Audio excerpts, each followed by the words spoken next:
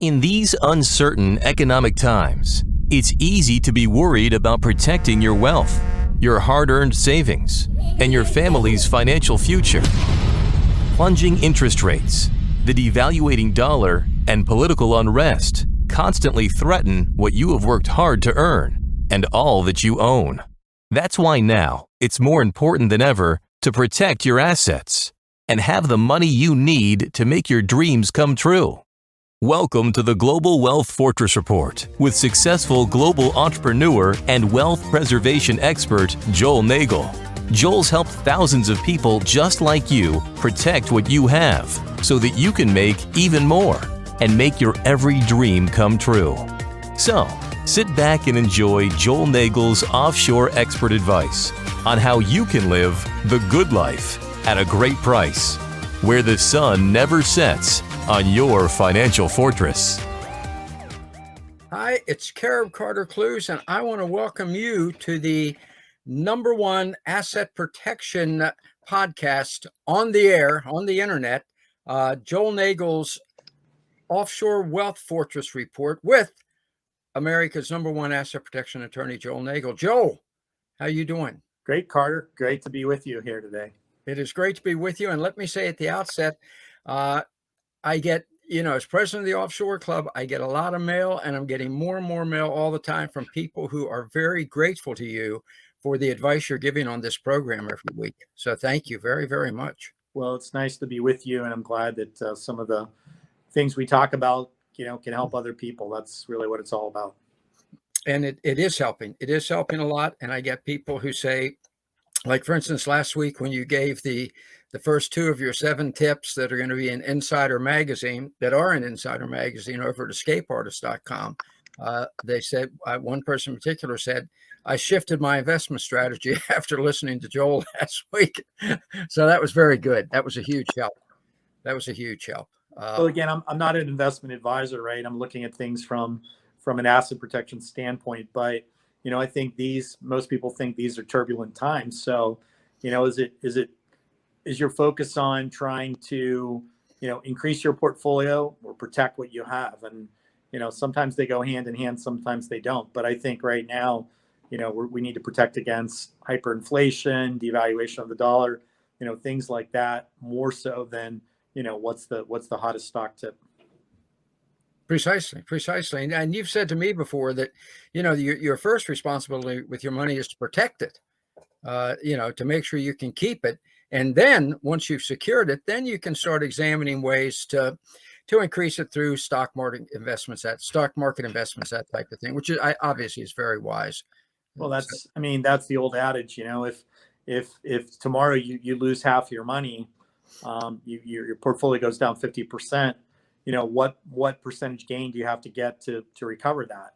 And a lot of people say, well, if you lost 50, you have to gain 50, but no, it's if you lose 50% of your value, then you have to gain 100% just to get back to even, right? So you go from 50,000 to 50,000, but then to go from 50,000 back to 100,000, you have to double it. That's 100%. So to me, protecting what you have.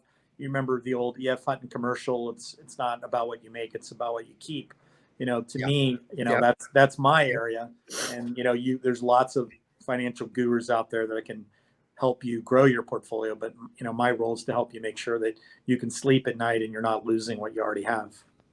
Which is great. And you've helped us. You've helped the Offshore Club members do that over the past several weeks. And I know we're going to continue to do it. I think one of the questions I get, and it's right up your alley, people, a lot of our people are literally preparing to make the move offshore.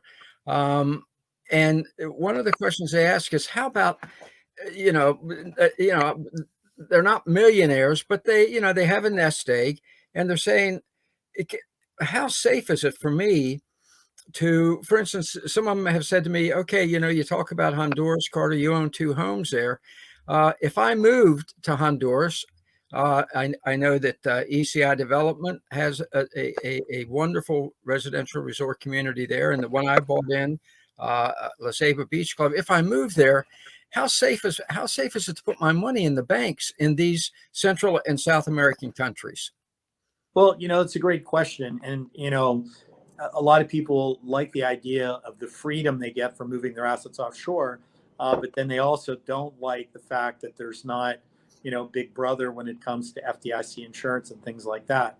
So, with freedom, comes responsibility, and you do have to look at the financial institutions that are out there.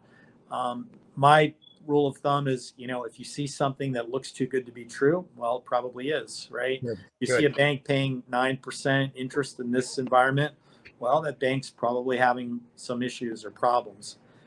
But what I tell clients is take it slowly.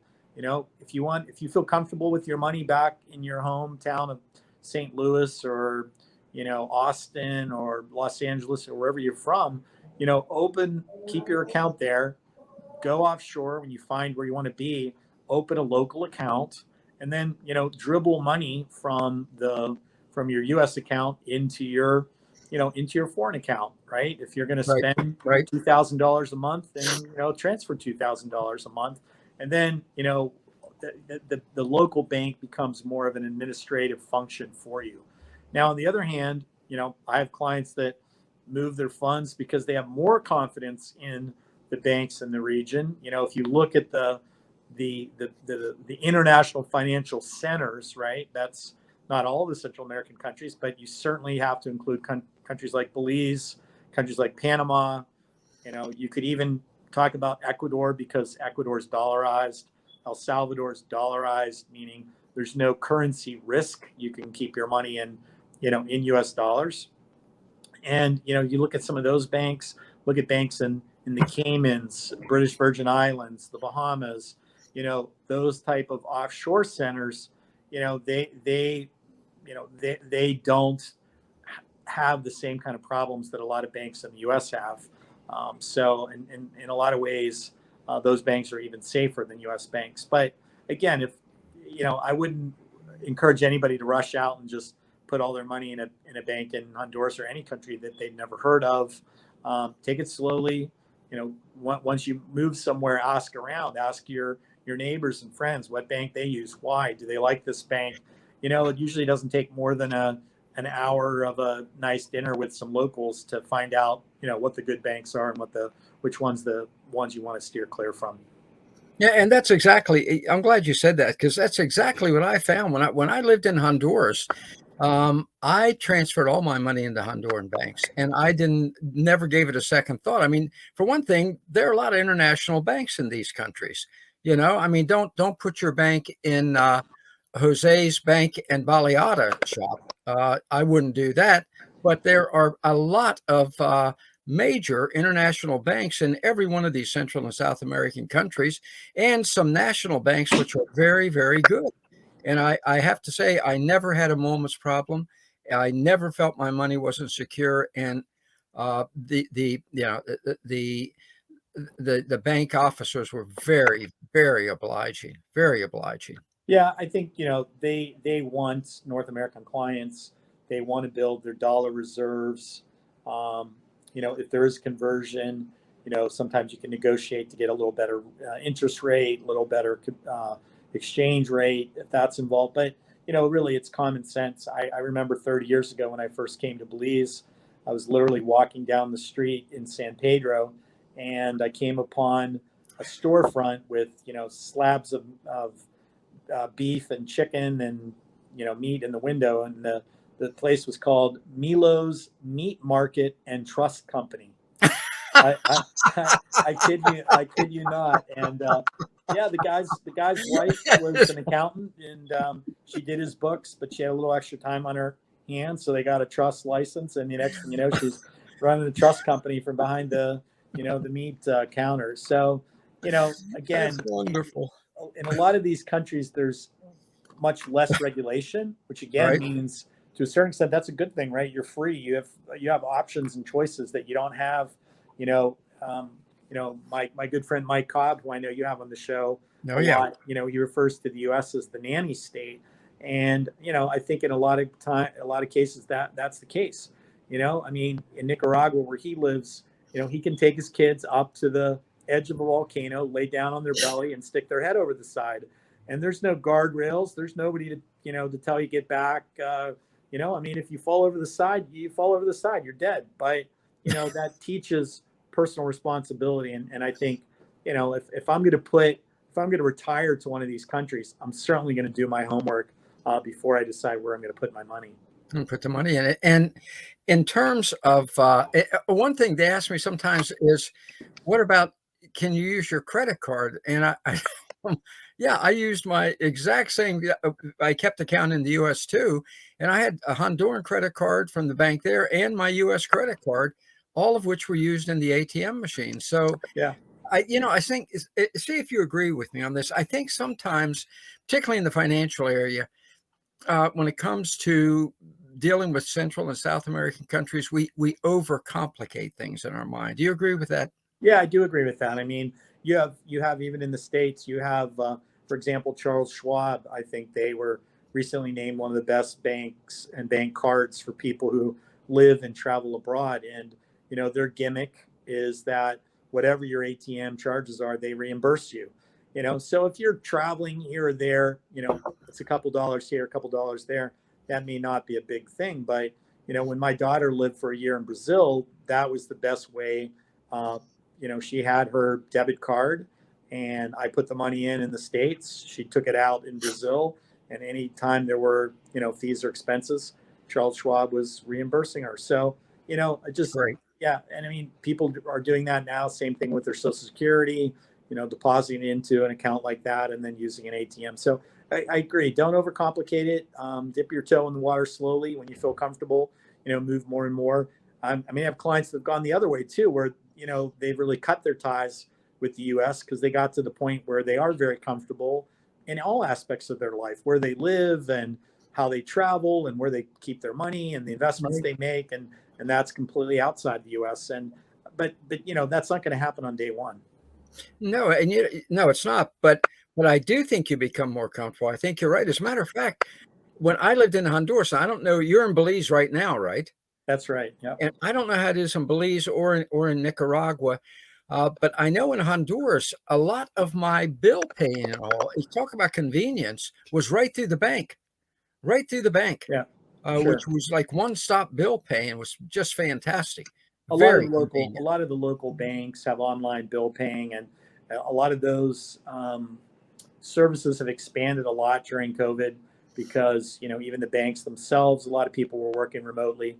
So yeah, I mean, I have friends here who live here full time, and it's not like they walk down to the bank anymore. They just go online, pay their bills, transfer their money from the States when they need it, and it's one of my friends said, yeah, I sit down for about 10-15 minutes a week and pay all my bills and do all my banking, and they're sitting in front of their computer. They're not waiting in line in some dank looking bank on some side street in a third world country.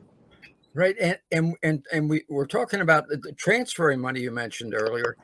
Yeah, I want to mention that when my wife, as we know, this Honduran, and she's been here 4 years now, but we were together 5 years before that. And I would send money down to her through I usually use Western Union, sometimes MoneyGram.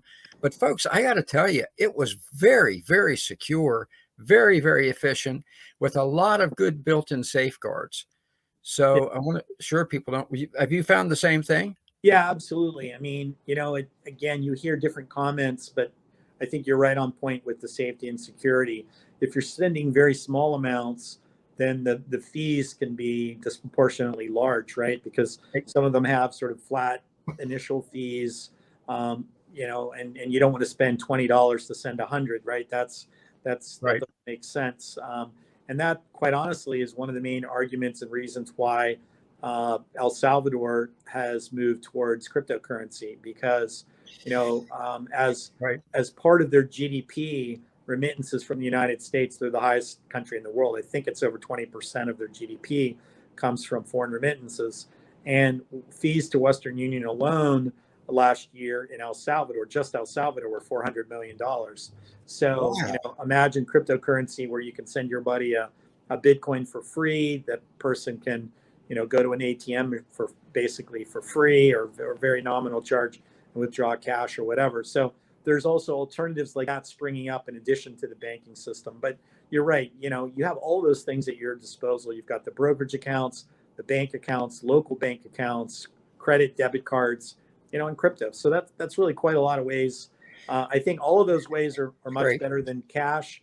I would, in this day and age, if you're walking around with a pocket full of cash, everyone's going to think you're a drug dealer or something like that. So, I would discourage people from taking cash, even though there are, lots of places where you do need cash. If you're buying a little tortillas somewhere, at a taco stand, nobody's going to take a credit card. So you do need to have a little bit of cash, but I would get it the way you did when you were there. I'd go, put my debit card in the machine and, take a little money out that way. So you have some, but for most things, anything bigger, do it one of the ways that we just talked about. Yeah, absolutely. And in most, like if I went to restaurants, went to the movies or something, I would use, like you say, my credit or debit card. But I always kept in Honduras was lempiras on hand. Let me ask you one thing I want to bring up to people is, and you're the expert on this. The limit is $10,000. If you transfer $10,000 or more, you have to report it to the U.S. government, right? Well, if you transfer through your bank that amount of funds, then the bank reports it. You don't actually have to report it. The bank does. But if you're carrying cash at 10,000 or more, then you have to report it. It's not illegal to carry money in and out of the country. But if you're carrying more than $10,000, there's a special treasury form that you have to fill out. And, I would highly recommend you do it, because in most countries, if you're, going through a metal detector or whatever, don't forget there's little bits of metal in paper money. And when you get to a certain amount, and I honestly don't know what that amount is, right? But when you get to that amount, it triggers the metal detector. And then, if they find $15,000, $20,000, they're just going to take it. So, there are processes and procedures for you to try to get it back, but good luck with that. So I would say, either don't do it. Yeah. If you are going to do it, then fill out the right paperwork, because it's not illegal. You put which bank you withdrew the funds from, so they can see it's legal money, and then you can carry that. And I have had clients that have up and moved to, different parts of the world and have taken more than $10,000. And that's always been my advice. Then, make sure you fill out the correct paperwork. Very good. Thank you. Thank you. A question about with the banks in the Latin American countries. A question I get very often is, will they help if someone wants to buy a home? Let's say someone wants to buy a home for $100,000, $200,000, and can you get any financing through the banks in Central and South America? What's your experience with that? What do you tell your clients about that? Yeah, there's ways to do it. There's really three types of banks, right? You've got the U.S. banks. We're assuming most of your viewers are American or Canadian. They've got their banks from their home country. And then you've got the domestic banks in the country where you're working, Honduras, Belize, wherever, Panama. And then there's a third set of banks called international or offshore banks. Those tend to be in financial centers. So again, in Central America, you're talking about Belize and Panama. I would say El Salvador is trying to elbow its way into that space with their Bitcoin position. But the international banks in those jurisdictions will lend throughout the region. You're not going to get the same, loan to value ratios that you might in the States. We only have to put 5 or 10% down. They're going to want a much more significant deposit. I've seen, 25%, 33%, 50%.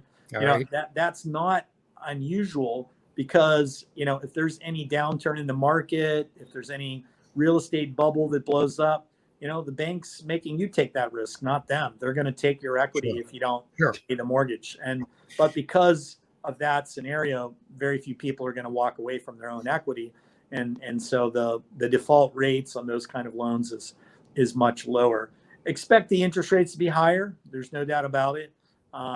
It's a supply demand dynamic. There's much less dollar supply in Latin America. There's a lot of demand, and therefore interest rates are higher. If you have equity in your home, I have a lot of clients, they'll, instead of borrowing wherever they're moving or wherever they're trying to buy a second home, they'll borrow in a line of credit against their primary residence, in the States, which that's going to be a much lower interest rate. Generally, the interest in most cases, or a lot of cases, can be tax deductible. So when you add that up, for a lot of people, it's better to borrow in the U.S., move the money overseas, buy the overseas property without a mortgage. Basically, you end up having the mortgage on your U.S. property instead. Very good. Great advice. Excellent advice. So we have covered banking from A to Z here in a way that, most of us, Joel, I got to be honest with you, most of us, and, I'm just a blue collar type person. And a lot of our offshore club members, that are blue collar or, good, solid middle. And what you're telling us is just, it's tremendous advice for us in this area. It really is. One nice thing, the banks in Central and Latin America, some of them still have minimums to open accounts, but it's generally, hundreds of dollars, maybe $1,000 or something like that. It's not like some of the European private banks where you have to put in $500,000 or $1 million just to say hello. So, again, the demand supply works in your favor if you're a depositor. So, you do have banks in the region here that you can get perks. You can get a little more interest than you can in the States if you are a depositor. So, that's the message that I would have, that, go slowly, sort of map your way through everything, and spend some time here, talk to your friends, the people you get to know, and they'll help you find the right relationships. All right, then one last question, which I get and which I understand. And people say to me, well, what's the danger of one of the one of the heads of state? Usually the word they use are the dictators, and they're really not dictators down there in these Central and South American countries. But what's the chance of them reaching in and taking my money out of the bank? Yeah, that's a great question, and I think that's something people do fear and worry about. Yeah. I think that fear and worry, though, is, I wouldn't say it's completely impossible, but it's very difficult and very unlikely. First of all, like I'm sitting here in Belize. If you were to open a bank account here with one of the banks, it's not like your money is sitting in cash, on a shelf in the back room. That's not how it works. Your money is just little electronic bits that are stored by the bank, and they can be moved real time to another jurisdiction, at a moment's notice. And again, could a leader, a corrupt leader, a dictator, do something really bad like that? Again, I'm not saying that they couldn't, but let me put it this way: they could maybe do it one time, because the moment they did that, all the money would disappear and foreign investment would dry up, and that dictator would be sitting there with nothing to rule over. So the global financial system does play a strong role in that, and not to mention the fact that if that happened to a bunch of Americans, I'm quite sure politically, you would see U.S. governmental involvement. Yeah, I can say, as a property owner in Honduras, as someone who's had bank accounts there, I, honest to God, never felt a threat of any ruler, quote unquote, coming in and taking everything I had, and I still don't. I've done a lot of work for the last 30 years in Nicaragua, and people have asked me about like Daniel Ortega and the Sandinistas, but they've never ever once bothered the international banking system in Nicaragua. Yeah, I think the last thing Daniel Ortega needs is somebody else's money. He has sufficient money of his own at this point. He's a very, very sharp businessman, and legitimate sharp businessman. So thank you very much. Before we go, though, I want you to do something which we did before the show. And folks, there's going to be a little awkward camera angle here, but Joel, I'm sitting up here in York, Pennsylvania, where it's freezing and rainy and drizzly. Show them, so they'll know when we tell them move down to the Central America. Show them the picture out the window where you are in Belize. Well, I can do that. This is on my iPhone, so it's not very high tech, but I just have to turn it around. Here you go. Folks, that's not a calendar on his wall. No, I think the background we used for our video might even be a picture of that exact water right there. This is right off the coast of Ambergris Caye, Belize. Anyways, Joel, I hope they enjoyed that. Thank you for making us envious, and thank you again for your excellent financial advice. We appreciate it. Thank you for Joel Nagel's Wealth Fortress Report, and folks, thank you for tuning in once again. And we'll see you next week with some more great advice from Joel Nagel, America's #1 asset protection attorney. Joel, thank you. Thank you, Carter. It's good being with you.